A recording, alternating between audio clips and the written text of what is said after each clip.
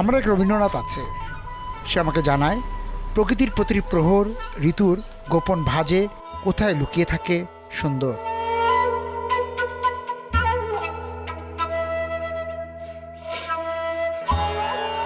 আলোর নৃত্য দেখতে, বৃষ্টির নুপুরের ঝংকার শুনতে কিভাবে সজাগ করতে হয় ইন্দ্রিয়। কুষ্টিয়া এসে আমার রবীন্দ্রনাথ এবং প্রকৃতির অন্তরঙ্গতায় নিমজ্জিত হই।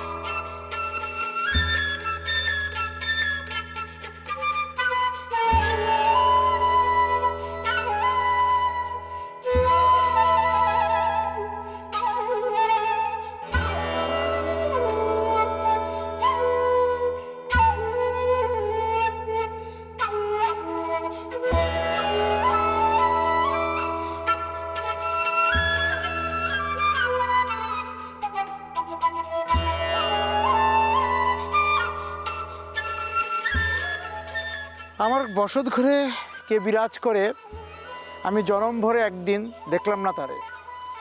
লালনের এই কথার সঙ্গেই মিল রেখে আমরা দেখতে পাই যে রবীন্দ্রনাথ বলেছেন, আমার হিয়ার মাঝে লুকিয়েছিলে, দেখতে আমি পাইনি, তোমায় দেখতে আমি পাইনি।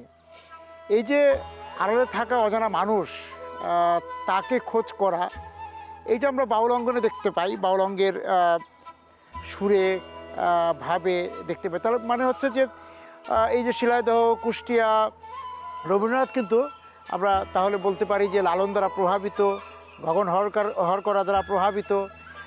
এবং এই যে বাউল অঙ্গের সঙ্গে যে রবীন্দ্রনাথের সম্পর্ক, সেটা কিন্তু রবীন্দ্রনাথের অন্যান্য গানে আমরা দেখতে পাই। পরবর্তীতে তার যে জীবন যাপন আমরা দেখেছি, সেটাও কিন্তু শিলাইদহ বা কুষ্টিয়া দ্বারা প্রভাবিত, বা এই অঞ্চলের যে বাউলিয়ানা তার দ্বারাই প্রভাবিত। আমরাও কি পেরেছি রবীন্দ্রনাথ বা লালনের বৃত্ত থেকে বেরিয়ে আসতে? কারণ আমাদের মাঝেও কিন্তু আছে আমরা একজন রবীন্দ্রনাথ, আমাদের একজন লালন। সেই কারণেই আমরাও কিন্তু দীক্ষা নিয়েছি ভবঘুরে শাস্ত্রে।